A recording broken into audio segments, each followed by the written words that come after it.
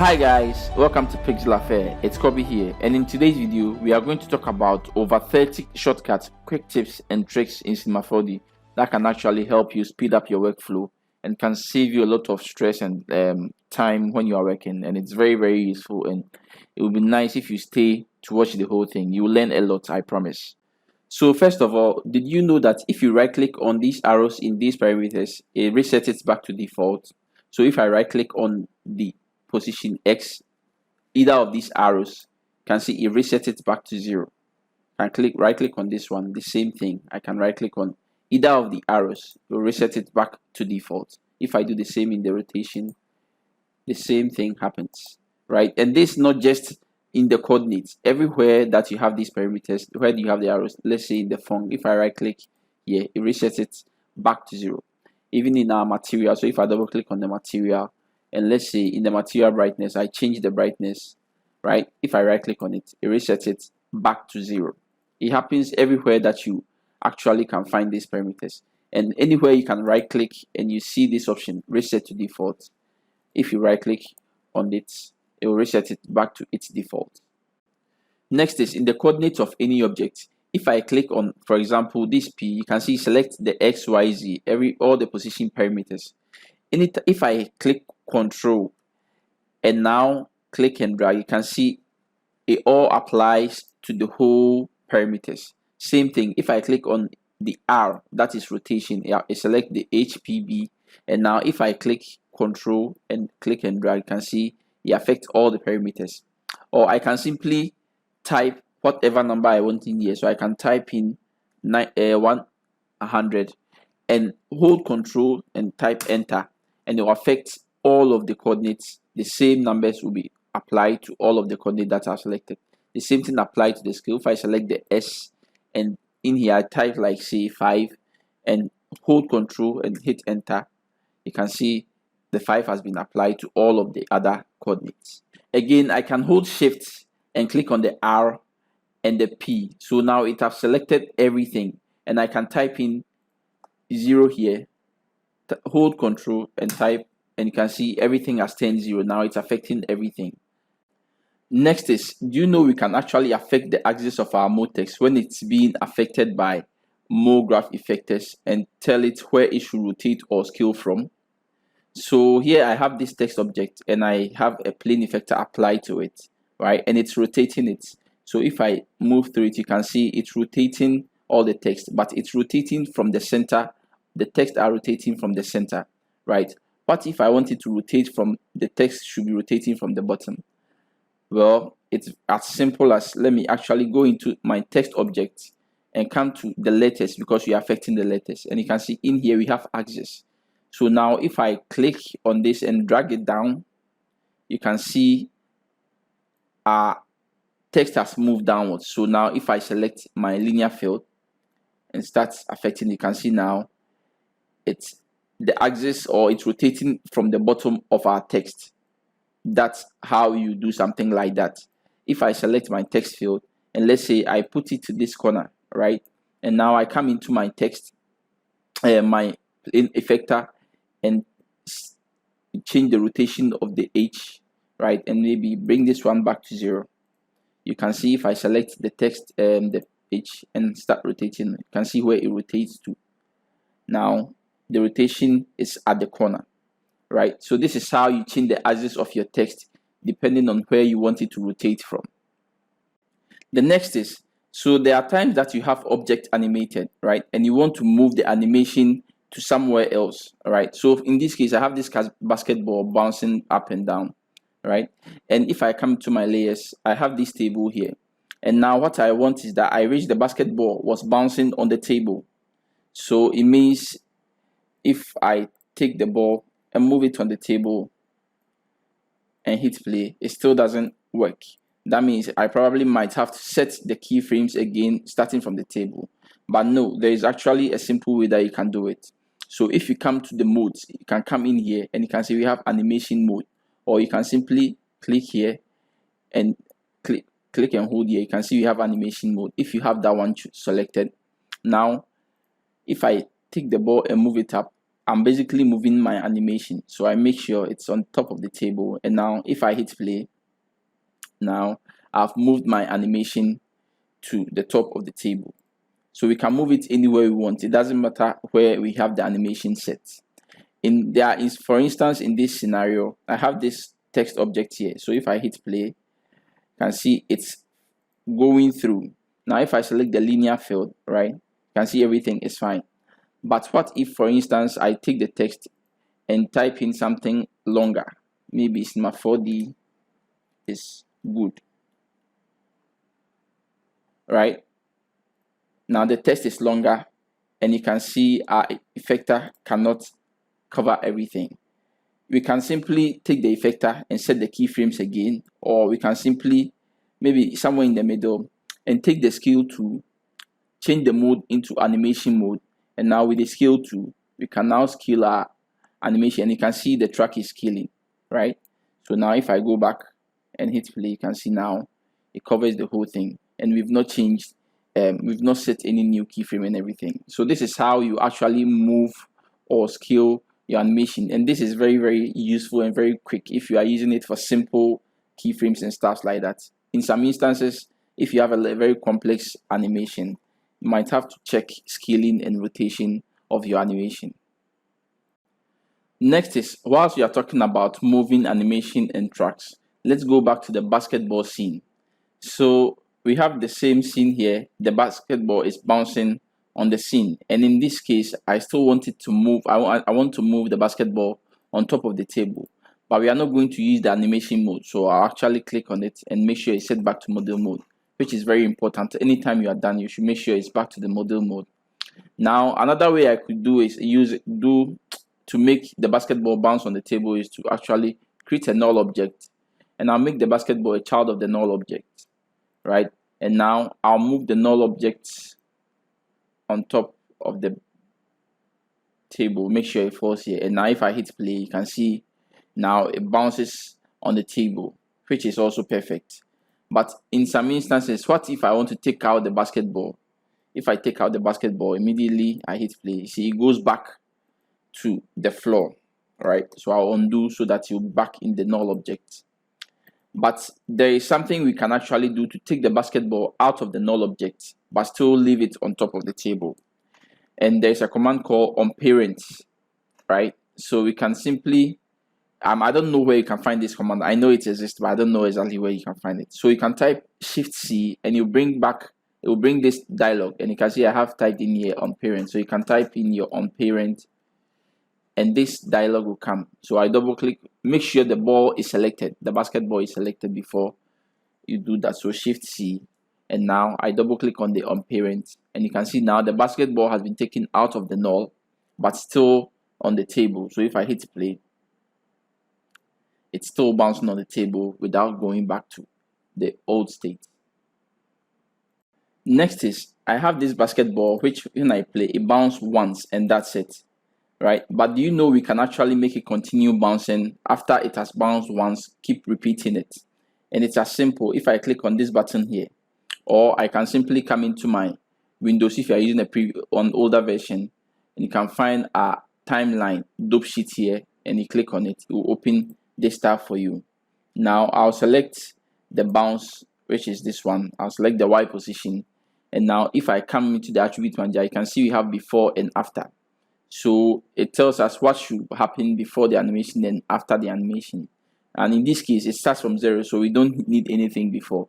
So if you go to the after, and now we change it from constant to say repeat and hit play, and see now it will continue bouncing. Let me actually extend my timeline as long as I want, and it will bounce till the whole thing forever. But what I can do is I can actually set the number of times I want it to repeat. So if I say 3, now I go back and hit play, you can see it will repeat 3 times, and after that it will stop, right? If I set it to 0, then it will continue forever. There are other options too. We can also set it to repeat offset, which is the same thing. And then we have oscillate, right? I'll show that one later. And we have loop. So with the loop, I'll select the loop, and you can see if I go back and hit play, it waits and play again. Now it doesn't continue. That's because, let me actually change our view from the dope sheet into the F curve, and you can see what's happening here. So with the loop, it plays the first one and it waits all the seconds, and that's because the next one is set to, the whole animation ends at frame 50, right? But we have to set the loop end to frame 31 because that the animation ends at frame 30, right? So now if I hit play, now it continues right from there. So you can use the loop too, but if you want it to wait before you continue, you can also do the same thing. And with the same as the repeat, we can also set the number of times we want it to loop here. If you want 3 or 4, and if it left at 0, it will loop forever, right? Now let me actually show the other ones that I was talking about. So in this case, I'll bring this particular one there, the same basketball, but this time it's moving on the side. So if I hit play, you can see it's moving on the side, right? And it moves just once. Now if I select it, you can see this is the F curve. Now if I come to the properties and I change the constant, I'll change it to oscillate, right? And I can see what's happening. It's doing back and forth. So if I add the oscillate, you can see now it's going back and forth, back and forth. So that's what the oscillate does. And the same thing, we can repeat it the number of times we want and let it continue, or let it continue forever.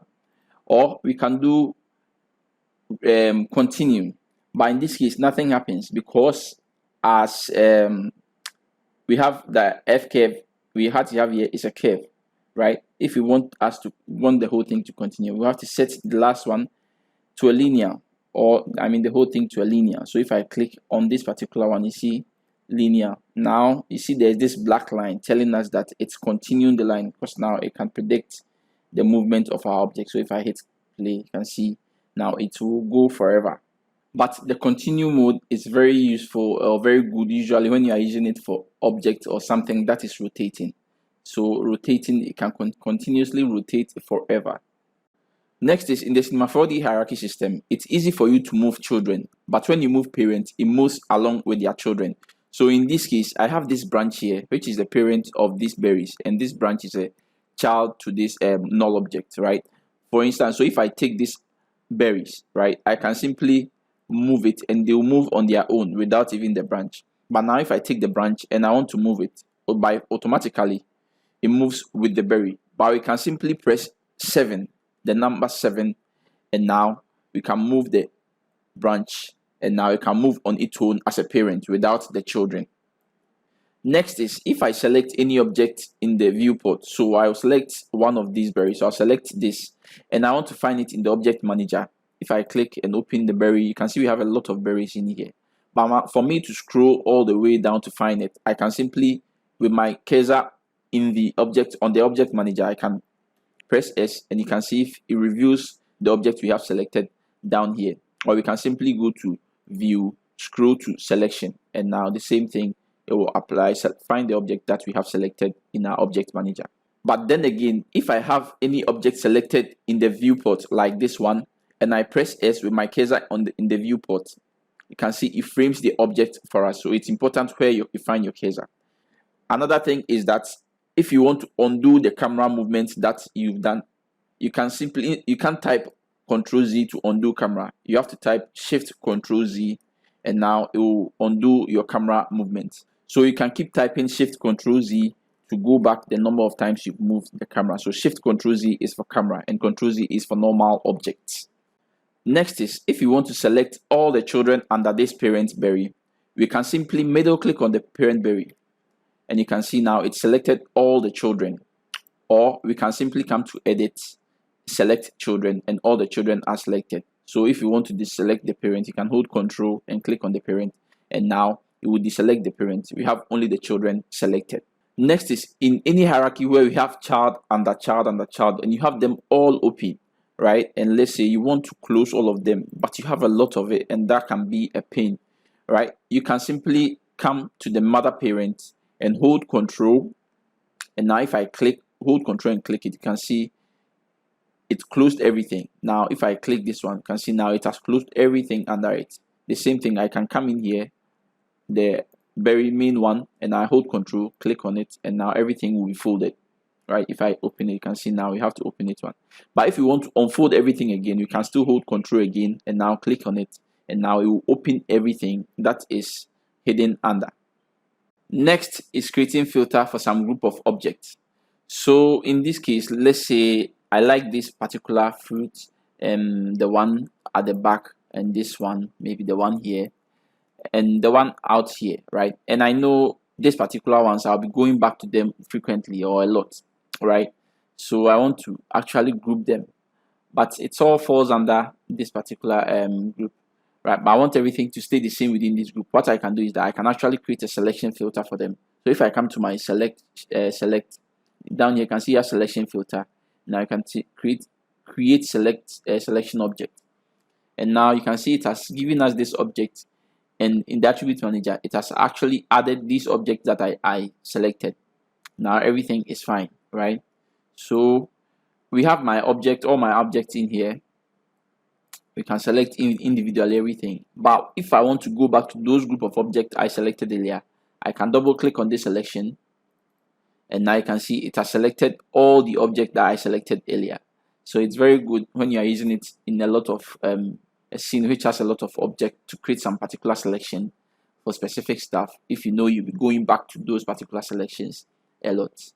Do you know that anywhere we can type in numbers in the Cinema 4D parameters, we can do math in there? So right in the project settings, even in the FPS, I can type in 15 plus 10, and you can see it gives us 25. So I right click to set it back to default anywhere. So if I come into my material manager, I can double click on this, and I have my material editor open. In the HSV, in the V, I can simply type in 30 times 2, and you can see it gives us 60. So anywhere you can type in numbers, you can actually do math in there. But then you can do even complex math and very interesting stuff.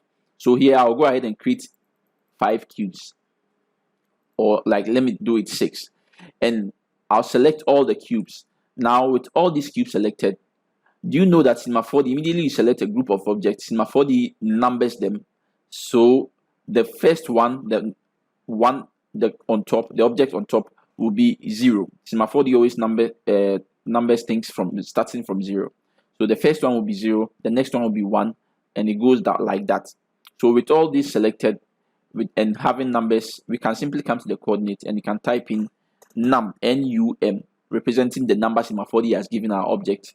And now we can multiply it by any number. So I can multiply it by, let's say, 300, right? And if I click away, you can see it has moved all of them 300, multiplying it by its number.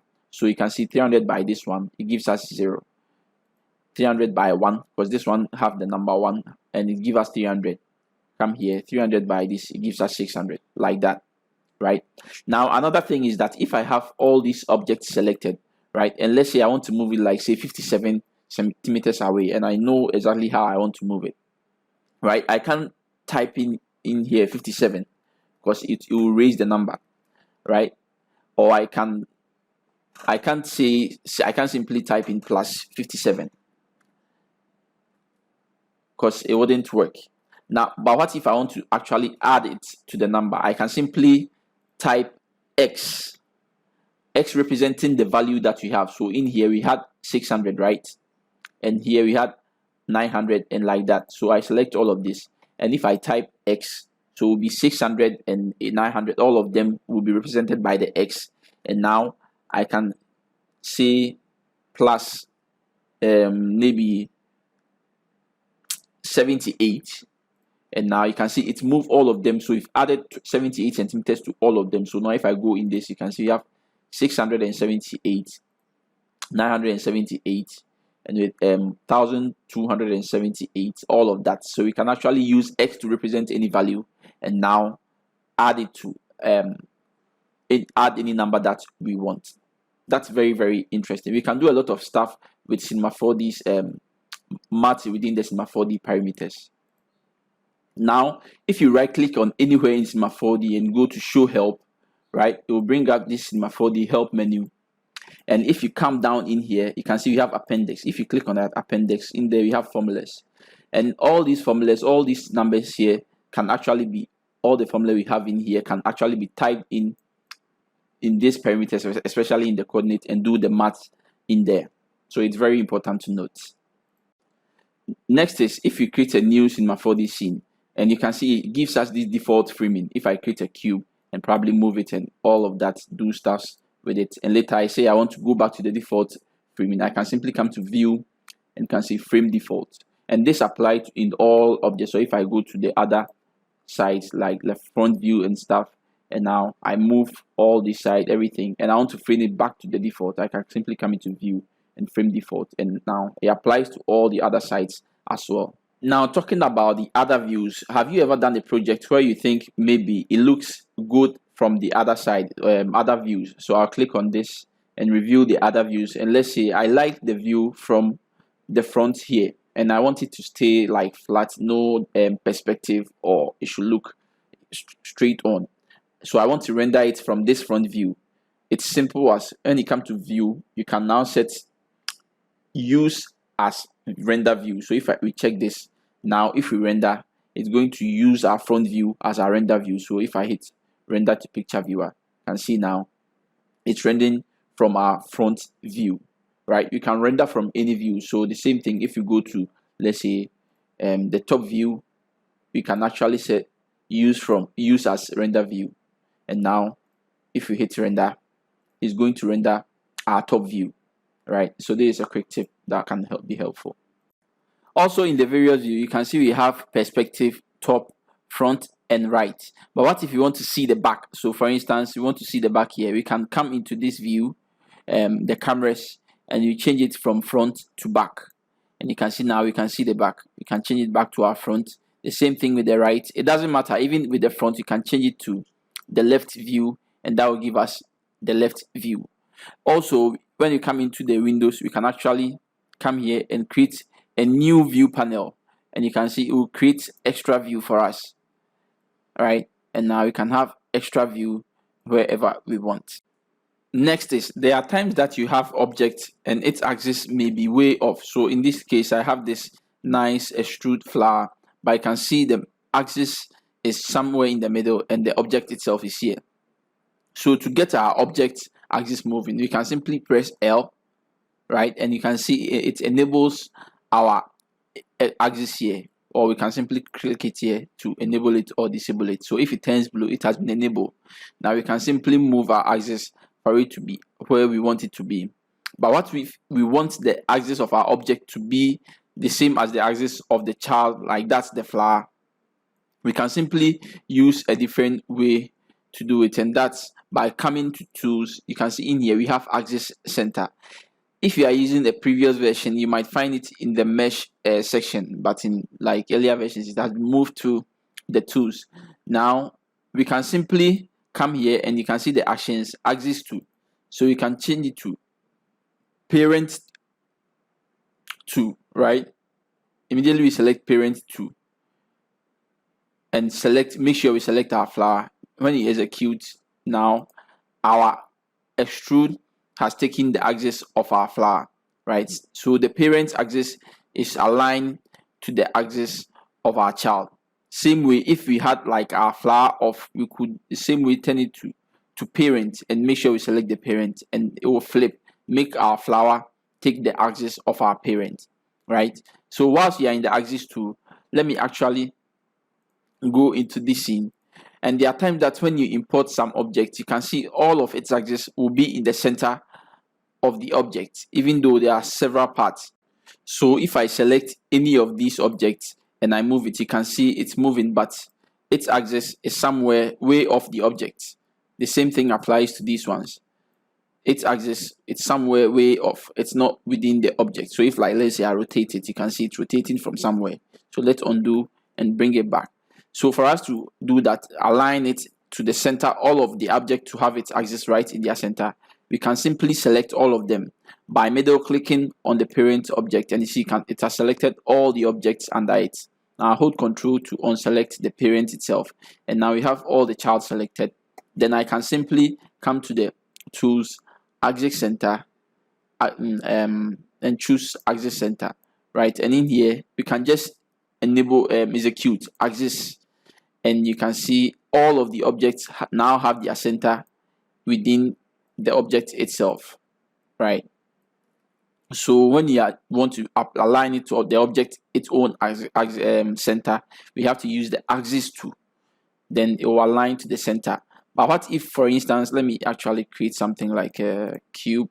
Whilst you are here, let me actually talk about this. If I create, let's say, a cube, right, I'll make it editable so that you can move the axis.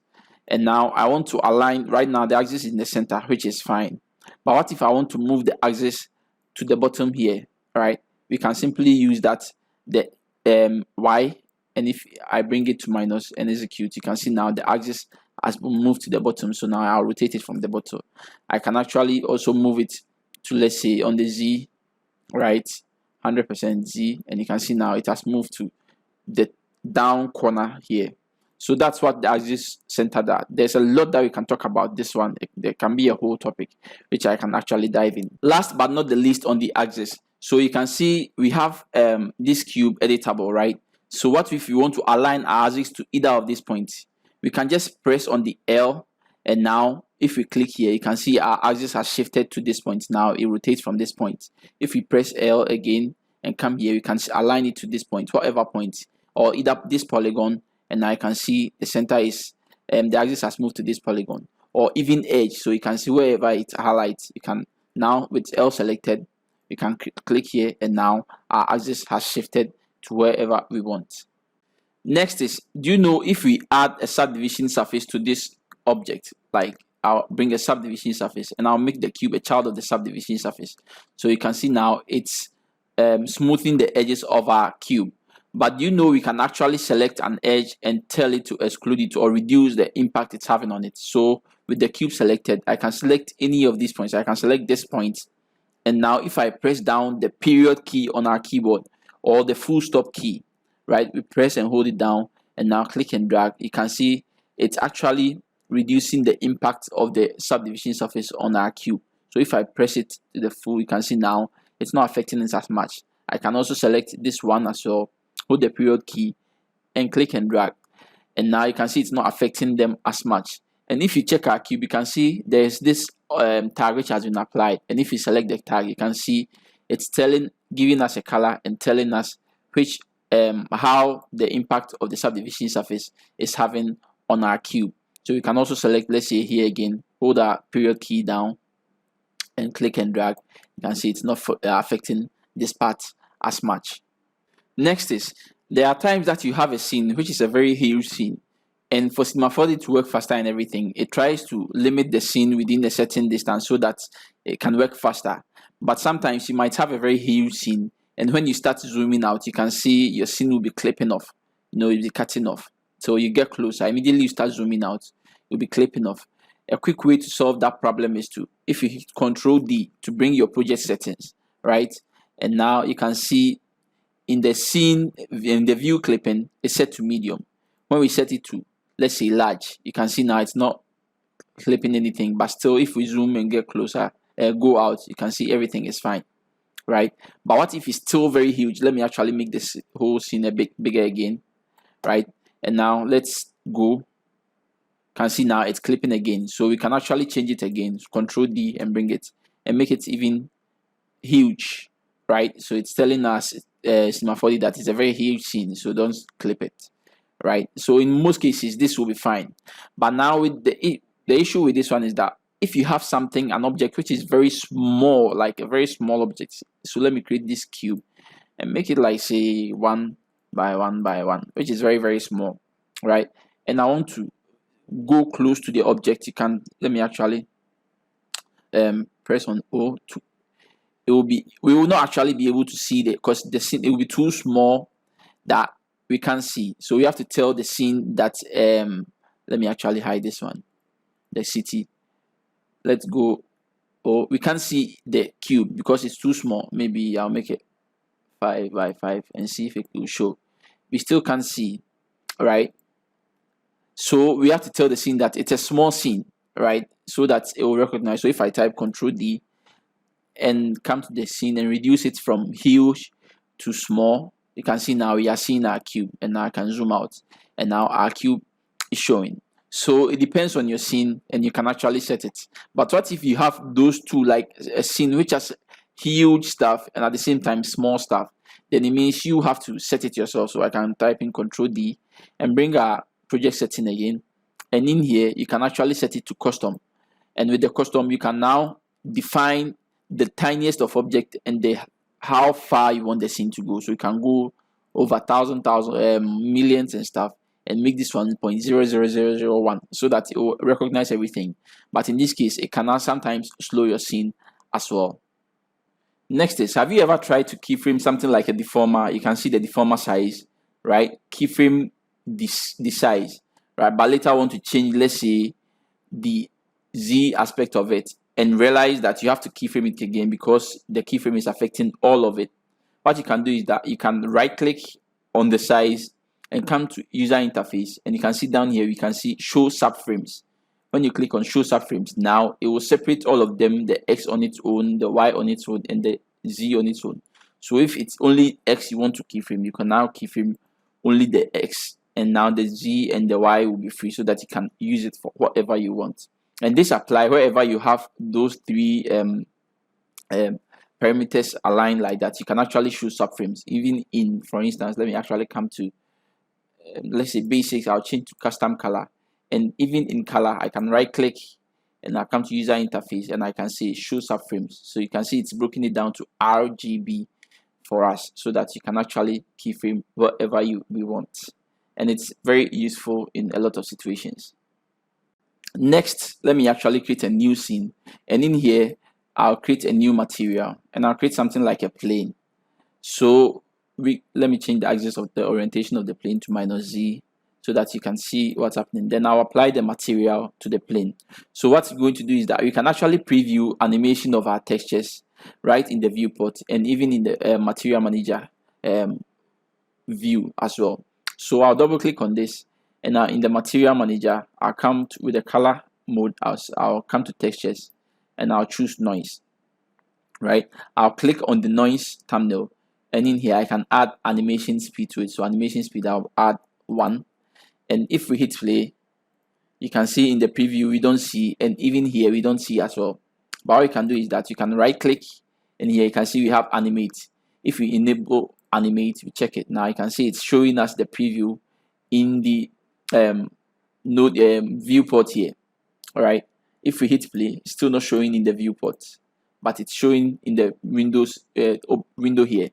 One thing we can do is that we can actually click open window, and it can create a separate window for us so that we can make it big to see our noise.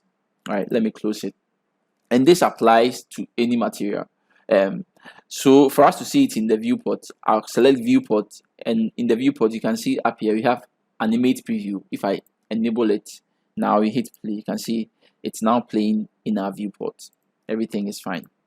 Another thing is that sometimes when we bring in textures, right? So in this case, let me actually click on this and bring in, let's say, this texture, right? Open, and I'll say no, and you can see it's applying it to our material.